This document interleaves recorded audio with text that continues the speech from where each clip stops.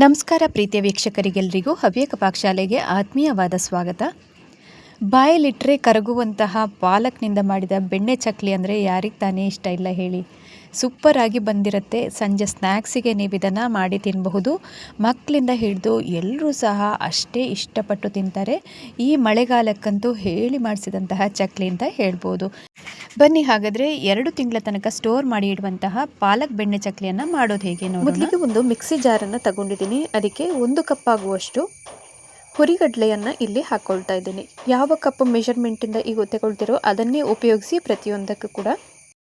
ಈಗ ಹುರಿಗಡಲೆಯನ್ನು ಮಿಕ್ಸಿ ಜಾರಲ್ಲಿ ಹಾಕಿ ಫೈನಾಗಿ ಪುಡಿ ಮಾಡಿಕೊಂಡು ತಂದಿದ್ದೀನಿ.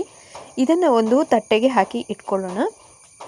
ತುಂಬ ಎಷ್ಟು ನಿಮಗೆ ಫೈನಾಗಿ ಆಗುತ್ತೋ ಅಷ್ಟು ಚೆನ್ನಾಗಿ ಬಂದಷ್ಟು ಚಕ್ಲಿ ಕೂಡ ಅಷ್ಟೇ ಸಾಫ್ಟಾಗಿ ಬರೋದಕ್ಕೆ ಹೆಲ್ಪ್ ಆಗುತ್ತೆ. ಇದನ್ನು ಈಗ ತೆಗೆದು ಒಂದು ತಟ್ಟೆಗೆ ಹಾಕಿ ಸೈಡಲ್ಲಿ ಎತ್ತಿಟ್ಕೊಳ್ಳೋಣ. ಈಗ ಇಲ್ಲಿ ಪಾಲಕ್ ಸೊಪ್ಪನ್ನು ತಗೊಂಡಿದ್ದೀನಿ. 1 ಕಟ್ಟಾಗುವಷ್ಟು ಪಾಲಕ್ ಸೊಪ್ಪು ಸಾಕಾಗುತ್ತೆ ಈ 1 ಕಪ್ಪಿಗೆ. ಇದರ ದಂಡಿನ ಭಾಗ ಏನಿದೆ ನೋಡಿ ಮೇಲಿದ್ದು, ಅದನ್ನೆಲ್ಲವನ್ನು ತಗೊಂಡು ಬರೀ ಸೊಪ್ಪಿನ ಅಂಶವನ್ನು ಮಾತ್ರ ಈಗ ನಾನು ತಗೊಂಡಿರೋದು. ನೀವು ಸಹ ಹಾಗೆಯೇ ಇದು ದಂಡು ಜಾಸ್ತಿಯಾಗಿ ನಾವು ಉಪಯೋಗ ಮಾಡೋದಕ್ಕೆ ಬರೋದಿಲ್ಲ ಚಕ್ಲಿಗೆಲ್ಲ ಮಾಡ್ಕೊಳ್ಬೇಕಾದ್ರೆ. ಈಗ ಇದನ್ನು ಒಂದು ಚಾಪಿಂಗ್ ಬೋರ್ಡನ್ನು ತಗೊಂಡು ನೀಟಾಗಿ ಇದನ್ನು ಸಣ್ಣದಾಗಿ ಕಟ್ ಮಾಡ್ಕೊಳ್ಳೋಣ. ಮಾರ್ಕೆಟಿಂದ ತಂದಿರುವಂತಹ ಈ ಪಾಲಕ್ ಸೊಪ್ಪನ್ನು ನೀಟಾಗಿ ಮುಂಚೆ ತೊಳ್ಕೊಳ್ಬೇಕು. ಒಂದು 3-4 ಬಾರಿ ಆದರೂ ಸೊಪ್ಪನ್ನು ನೀಟಾಗಿ ತೊಳ್ಕೊಳ್ಳಿ. ಆಮೇಲೆ ನೋಡಿ ಈ ಥರ ಇದನ್ನು ದಂಡನ್ನೆಲ್ಲ ಸಪ್ರೇಟ್ ಮಾಡಿ ಸಣ್ಣದಾಗಿ ಹೆಚ್ಕೊಂಡಿದ್ದೀನಿ. ನಂತರ ಈಗ ಒಂದು ಮಿಕ್ಸಿ ಜಾರನ್ನು ತಗೊಂಡು ಅದಕ್ಕೆ ಈ ಹೆಚ್ಚಿರುವಂತಹ ಸೊಪ್ಪನ್ನು ಹಾಕಿ ಸ್ವಲ್ಪ ನೀರನ್ನು ಸಹ ಹಾಕ್ಕೊಳ್ಬೇಕು. ಜಾಸ್ತಿ ನೀರನ್ನು ಹಾಕೋದಕ್ಕೆ ಹೋಗಬೇಡಿ. ಸ್ವಲ್ಪ ಅಷ್ಟೊಂದು 1/4 ಲೋಟದಷ್ಟು ನೀರನ್ನು ಹಾಕ್ಕೊಂಡು ನುಣ್ಣಗಂದರೆ ಅಷ್ಟು ಫೈನಾಗಿ ಇದನ್ನು ರುಬ್ಕೊಳ್ಬೇಕಾಗುತ್ತೆ. ನೀವು ಪ್ರತಿಯೊಂದು ಅಷ್ಟೇ ಎಷ್ಟು ನುಣ್ಣಗಾಗಿ ರುಬ್ಕೊಳ್ತೀರೋ ಅಷ್ಟೇ ಚೆನ್ನಾಗಿ ಚಕ್ಲಿ ಕೂಡ ರೆಡಿಯಾಗುತ್ತೆ. ಈಗ ನಾನು ಸಹ ನೋಡಿ 1/4 ಲೋಟದಷ್ಟು ನೀರನ್ನು ಹಾಕ್ಕೊಂಡು ನೋಡಿ ನೀಟಾಗಿ ಅಂದರೆ ಅಷ್ಟು ಫೈನಾಗಿ ರುಬ್ಕೊಂಡು ತಂದಿದ್ದೀನಿ. ಇದನ್ನು ತೆಗೆದೀಗ ಒಂದು ಸೈಡಲ್ಲಿ ಇಟ್ಟಿರೋಣ. ನೋಡಿ ಇಷ್ಟು ಫೈನ್ ಆಗಿದೆಯಲ್ಲ. ನಂತರ ಈಗ ಒಂದು ದೊಡ್ಡ ತಟ್ಟೆಯನ್ನು ತಗೊಂಡು ಅದಕ್ಕೆ ಈಗ 1 ಕಪ್ ಆಗುವಷ್ಟು ಅಕ್ಕಿ ಹಿಟ್ಟನ್ನು ಹಾಕ್ಕೊಂಡಿದ್ದೀನಿ. ನಾವು ಯಾವ ಕಪ್ಪಿನಿಂದ ಹುರಿಗಡಲೆಯನ್ನು ತಗೊಂಡಿದ್ದೀವಿ ನೋಡಿ ಅದೇ ಕಪ್ಪಿನಿಂದ ಅಕ್ಕಿ ಹಿಟ್ಟನ್ನು ಹಾಕ್ಕೊಂಡಿದ್ದೀನಿ. ಇನ್ನಾಗಲೇ ನಾವು ಪುಡಿ ಮಾಡಿದಂತಹ ಹುರಿಗಡಲೆ ಪುಡಿಯನ್ನು ಕೂಡ ಇದಕ್ಕೇ ಹಾಕ್ಕೊಳ್ತಾ ಇದ್ದೀನಿ. ನಂತರ ರುಚಿಗೆ ತಕ್ಕಷ್ಟು ಉಪ್ಪು, ಆಮೇಲೆ 1 ಚಮಚ ಆಗುವಷ್ಟು ಜೀರಿಗೆ, ಆಮೇಲೆ ಅಜ್ವೈನ್ 1 ಚಮಚ ಆಗುವಷ್ಟು, ಆಮೇಲೆ ಇಲ್ಲಿ ಬೆಣ್ಣೆಯನ್ನು ಹಾಕ್ಕೊಳ್ಬೇಕು. ಇಲ್ಲಿ ನಾನು 2 ಕಪ್ಪು ಅಳತೆಗೆ 2 ಚಮಚ ಆಗುವಷ್ಟು ಬೆಣ್ಣೆಯನ್ನು ಹಾಕ್ಕೊಳ್ತಾ ಇದ್ದೀನಿ. ಜಾಸ್ತಿ ಬೆಣ್ಣೆಯನ್ನು ಹಾಕೋದಕ್ಕಿಂತ ಹೋಗಬೇಡಿ. ಎಣ್ಣೆಯಲ್ಲೆಲ್ಲ ಬಿಟ್ಕೊಳ್ಬೋದು. ಅಕಸ್ಮಾತ್ ನಿಮಗೆ ಸ್ವಲ್ಪ ಜಾಸ್ತಿ ಹಾಕಿದರೂ ಅಡ್ಡಿ ಇಲ್ಲ. ಒಂದು 2.5 ಚಮಚ ಅಥವಾ 3 ಚಮಚ ಹಾಕಿದ್ರೂ ಅಡ್ಡಿ ಇಲ್ಲ. ಈಗ ನೋಡಿ ಚಕ್ಲಿ ತುಂಬಾ ಸಾಫ್ಟಾಗಿ ಗರಿಗರಿಯಾಗಿ ಬರಬೇಕು ಅಂತಂದರೆ ನಾನಿಲ್ಲಿ ತೋರಿಸಿರುವಂತಹ ಈ ರೀತಿಯಾಗಿ ಮಾಡ್ಕೊಳ್ಳಿ. 2 ಕೈಯ ಸಹಾಯದಿಂದ ನೋಡಿ ಈ ಥರ ಉಜ್ಜಿ ಇದು ಮಾಡ್ಕೊಳ್ಳಿ. ಈ ಹಾಕಿರುವಂತಹ ಬೆಣ್ಣೆ ಏನಿದೆ ಪ್ರತಿಯೊಂದು ಕಣಗಳಿಗೂ ಅಷ್ಟು ನೀಟಾಗಿ ಇದು ಹೊಂದ್ಕೊಳ್ಬೇಕು. ಹಾಗೆ ನಾವು ಮಿಕ್ಸ್ ಮಾಡೋದ್ರಿಂದ ನಿಮಗೆ ಮಾಡಿರುವಂತಹ ಚಕ್ಲಿ ಸಮೇತ ತುಂಬಾ ಸಾಫ್ಟಾಗಿ ಅಷ್ಟೇ ಗರಿಗರಿಯಾಗಿ ತಿನ್ನೋದಕ್ಕೂ ಬಾಯಲ್ಲಿಟ್ಟರೆ ಹಾಗೆಯೇ ಮೆಲ್ಟ್ ಆಗುತ್ತೆ. ಅಷ್ಟು ಚೆನ್ನಾಗಿ ಬಂದಿರುತ್ತೆ. ಈಗಾಗಲೇ ನೋಡಿ ಚೆನ್ನಾಗಿ ಇದನ್ನು ಮಿಕ್ಸ್ ಮಾಡ್ಕೊಂಡಿದ್ದೀನಿ. ಒಂದು 5-6 ನಿಮಿಷಗಳ ಕಾಲ ಮಿಕ್ಸ್ ಮಾಡಿ ಆದ ನಂತರ ನಾನೀಗ ತೋರಿಸ್ತಾ ಇರುವಂಥದ್ದು.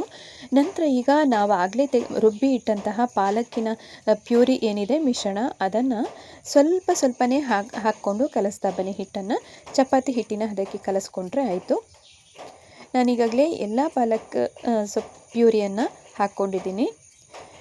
ನಂತರ ಇದಕ್ಕೆ ನೀರು ಬೇಕು ಅಂತಂದರೆ ಆ್ಯಡ್ ಮಾಡ್ಕೊಳ್ಬೋದು. ಸ್ವಲ್ಪ ಹಿಡಿಸತ್ತೆ. ನಾನು ಕೂಡ ಸ್ವಲ್ಪ ನೀರನ್ನು ಹಾಕ್ಕೊಂಡು ನೋಡಿ ಈ ಥರ ಚಪಾತಿ ಹಿಟ್ಟಿನ ಹದಕ್ಕೆ ಕಲಿಸ್ಕೊಂಡು ಇಟ್ಕೊಂಡಿದ್ದೀನಿ. ನಂತರ ಚಕ್ಲಿ ಬರಳಿಗೆ ಒಂದು ಸ್ವಲ್ಪ ತುಪ್ಪವನ್ನಾದರೂ ಸವರ್ಬೋದು ಅಥವಾ ಎಣ್ಣೆಯನ್ನಾದರೂ ಸವರ್ಕೊಂಡು ಸಿಲಿಂಡ್ರ್ ಶೇಪಲ್ಲಿ ಮಾಡಿಕೊಂಡು ಇದನ್ನು ಚಕ್ಲಿ ಒರಳಿನಲ್ಲಿ ಹಾಕಿ ಚಕ್ಲಿ ಮಾಡಿಕೊಂಡ್ರೆ ಆಯಿತು. ತುಂಬಾ ಗರಿಗರಿಯಾಗಿ ಅಷ್ಟೇ ಅದ್ಭುತವಾಗಿ ಟೇಸ್ಟ್ ಕೂಡ ಬರುತ್ತೆ. ನೀವೇನಾದರೂ ಚಕ್ಲಿ ಪ್ರಿಯರಾಗಿದ್ದರೆ ಈ ಥರದಲ್ಲೊಮ್ಮೆ ಮಾಡಿ ನೋಡಿ. ಈಗಾಗಲೇ ಚಕ್ಲಿ ಬರಳಿಗೆ ನಾನೀಗ ಲೋಡ್ ಮಾಡ್ಕೊಂಡಿದ್ದೀನಿ. ಇನ್ನು ಒಂದು ತಟ್ಟೆಯನ್ನು ಕವುಚಿ ಹಾಕಿ ಅದರ ಮೇಲೆ ನಾವೀಗ ಚಕ್ಲಿಯನ್ನು ಮಾಡ್ಕೊಳ್ಳೋಣ. ಇಲ್ಲಿ ಬೆಣ್ಣೆಯನ್ನು ಸಹ ಹಾಕಿರೋದ್ರಿಂದ ಅದನ್ನು ಚೆನ್ನಾಗಿ ಮಿಕ್ಸ್ ಮಾಡ್ಕೊಂಡಿದ್ದೀವಲ್ಲ, ಹಾಗಾಗಿ ತುಂಬ ಅಂದರೆ ತುಂಬ ಗರಿಗರಿಯಾಗಿ ಬರುತ್ತೆ. ನೀವೇನಾದರೂ ಚಕ್ಲಿ ಪ್ರಿಯರಾಗಿದ್ದರೆ ಈ ಥರದಲ್ಲೊಮ್ಮೆ ನಾನು ಕೊಟ್ಟಿರುವಂತಹ ಈ ಟಿಪ್ಸನ್ನ ಪ್ರಕಾರ ನೀವು ಮಾಡಿ ನೋಡಿ. ಅಷ್ಟೇ ಸೂಪರಾಗಿ ಬರೋದ್ರಲ್ಲಿ ಡೌಟೇ ಇಲ್ಲ. ಈಗ ನೋಡಿ ಎಲ್ಲವನ್ನು ಸಹ ನಾನು ಈ ಥರ ಚಕ್ಲಿನ ಮಾಡ್ಕೊಂಡಿದ್ದೀನಿ. ಇನ್ನು ಕಾದ ಎಣ್ಣೆಯಲ್ಲಿ ಒಂದೊಂದಾಗಿ ಕರೆದು ತಗೊಳ್ಳೋಣ. ಇನ್ನು ಈ ಚಕ್ಲಿಯ ವಿಶೇಷತೆ ಬಂದು ನಾವಿಲ್ಲಿ ಯಾವುದೇ ರೀತಿಯಾಗಿ ಆ್ಯಡೆಡ್ ಕಲರ್ಸನ್ನು ಎಲ್ಲ ಹಾಕ್ಕೊಳ್ಳಿಲ್ಲ. ಹಾಗೆಯೇ ಪಾಲಕ್ ಸೊಪ್ಪಿನಲ್ಲಿರುವಂತಹ ಗ್ರೀನ್ ಕಲರನ್ನೇ ಹಾಕಿ ಮಾಡಿರೋದ್ರಿಂದ ಆರೋಗ್ಯಕ್ಕೆ ಕೂಡ ತುಂಬಾ ಒಳ್ಳೆಯದು ಅಂತ ಹೇಳ್ಬೋದು. ಇನ್ನು ನೋಡಿದು ತುಂಬ ಲೋ ಫ್ಲೇಮಲ್ಲೇ ಇಟ್ಕೊಂಡು ಇದನ್ನು ನಾವು ಕರೆದು ತಗೊಳ್ಳೋಣ. ಇಲ್ಲಿ ನಾನು ಒಂದು 5ರಿಂದ 6 ಆಗುವಷ್ಟು ಮಾತ್ರ ಹಾಕ್ಕೊಂಡಿದ್ದೀನಿ. ಈಗ ಹಾಕಿ ಆದ ನಂತರ ಸ್ವಲ್ಪ ಹೊತ್ತು ಡಿಸ್ಟರ್ಬ್ ಮಾಡೋದಕ್ಕೆ ಹೋಗಬೇಡಿ. 1ರಿಂದ 2 ನಿಮಿಷದ ಕಾಲ ಹಾಗೆಯೇ ಬಿಟ್ಟಿರಿ, ಮತ್ತು ಇದನ್ನು ತೆಕ್ಕೊಳ್ಬೋದು. ಈಗಾಗಲೇ 1ನೇ ಸಲದನ್ನು ಕರೆದು ತಗೊಂಡಿದ್ದೀನಿ. ಇನ್ನು 2ನೇ ಸಲದನ್ನು ಕೂಡ ಅದೇ ರೀತಿಯಾಗಿ ಕರೆದು ತಗೊಳ್ಳೋಣ. ಎಣ್ಣೆ ಕಲರ್ ನೋಡ್ಬೋದು, ಸ್ವಲ್ಪ ಅದು ಗ್ರೀನ್ ಕಲರಿಗೆ ಟರ್ನ್ ಆಗುತ್ತೆ. ಮಕ್ಕಳು ಸ್ಕೂಲಿಂದೆಲ್ಲ ಬಂತು ಏನಾದರೂ ತಿನ್ನೋದಕ್ಕೆ ಬೇಕು ಅಂತ ಅಂದಾಗ ಈ ಥರದಲ್ಲಿ ಡಿಫ್ರೆಂಟಾಗಿ ಪಾಲಕ್ ಬೆಣ್ಣೆ ಚಕ್ಲಿಯನ್ನು ಮಾಡಿಕೊಡಿ. ಮಕ್ಕಳಿಂದ ಹಿಡಿದು ಎಲ್ಲರೂ ಇಷ್ಟಪಟ್ಟು ತಿಂತಾರೆ. ಈಗ ಮಳೆಗಾಲದ ಟೈಮ್ ಬೇರೆ, ಎಲ್ರಿಗೂ ಹಾಗೆಯೇ ಮನೆಯಲ್ಲಿ ಏನಾದರೂ ಕರಿದ ತಿಂಡಿಯನ್ನು ಮಾಡಬೇಕು ಅಂತಲೇ ಅನಿಸುತ್ತೆ. ಅಷ್ಟೇ ಸೂಪರಾಗಿ ಬಂದಿರುವಂತಹ ಈ ಪಾಲಕ್ ಚಕ್ಲಿಯನ್ನು ನೀವು ಕೂಡ ಮನೆಯಲ್ಲಿ ಟ್ರೈ ಮಾಡಿ. 2ನೇ ಸಲದನ್ನು ಕೂಡ ತೆಗೆದಿದ್ದೀನಿ. ಇನ್ನು 3ನೇ ಸಲದನ್ನು ಕೂಡ ನೋಡ್ತಿರ್ಬೋದು. ಪ್ರತಿಯೊಂದು ಚಕ್ಲಿನೂ ಹಾಗೆಯೇ ತುಂಬಾ ಕ್ರಿಸ್ಪಿಯಾಗಿ, ಅಷ್ಟೇ ಕ್ರಂಚಿಯಾಗಿ ಬಂದಿರುತ್ತೆ. ನಾನಿಲ್ಲಿ ಕೊಟ್ಟಿರುವಂತಹ ಹಲವಾರು ಟಿಪ್ಸ್ಗಳನ್ನು ನೀವು ಕೂಡ ಗಮನದಲ್ಲಿ ಇಟ್ಕೊಂಡು ಮಾಡಿದರೆ ಇದೇ ಥರನೇ ನೀವು ಕೂಡ ಮನೆಯಲ್ಲಿ ಚಕ್ಲಿಯನ್ನು ಮಾಡ್ಕೊಳ್ಬೋದು. ಬಾಯಲ್ಲಿಟ್ಟರೆ ಹಾಗೆಯೇ ಮೆಲ್ಟ್ ಆಗುತ್ತೆ. ಇದನ್ನು 1ರಿಂದ 2 ತಿಂಗಳುಗಳ ಕಾಲ ಡಬ್ಬದಲ್ಲಿ ಸ್ಟೋರ್ ಮಾಡಿ ಇಟ್ಕೊಂಡು ಕೂಡ ತಿನ್ಬೋದು. ಇವತ್ತಿನ ಈ ಬೆಣ್ಣೆ ಚಕ್ಲಿ, ಪಾಲಕ್ನಿಂದ ಮಾಡಿದಂಥ ಬೆಣ್ಣೆ ಚಕ್ಲಿ ರೆಸಿಪಿ ನಿಮಗೆಲ್ಲರಿಗೂ ತುಂಬಾ ಇಷ್ಟ ಆಗಿರ್ಬೋದಲ್ಲ. ಇಷ್ಟ ಆಗಿದ್ದಲ್ಲಿ ಹೊಸಬರು ಯಾರಾದರೂ ಚಾನಲನ್ನು ನೋಡ್ತಿದ್ರೆ ದಯವಿಟ್ಟು ಸಬ್ಸ್ಕ್ರೈಬ್ ಮಾಡ್ಕೊಳ್ಳಿ. ಹಾಗೆಯೇ ಪಕ್ಕದಲ್ಲಿರುವಂತಹ ಬೆಲ್ಲೈಕನನ್ನು ಪ್ರೆಸ್ ಮಾಡೋದ್ರಿಂದ ನಾನು ಹಾಕಿರುವಂತಹ ಎಲ್ಲ ಹೊಸ ವಿಡಿಯೋದ ನೋಟಿಫಿಕೇಷನ್ ನಿಮಗೇನೆ ಬರುತ್ತೆ.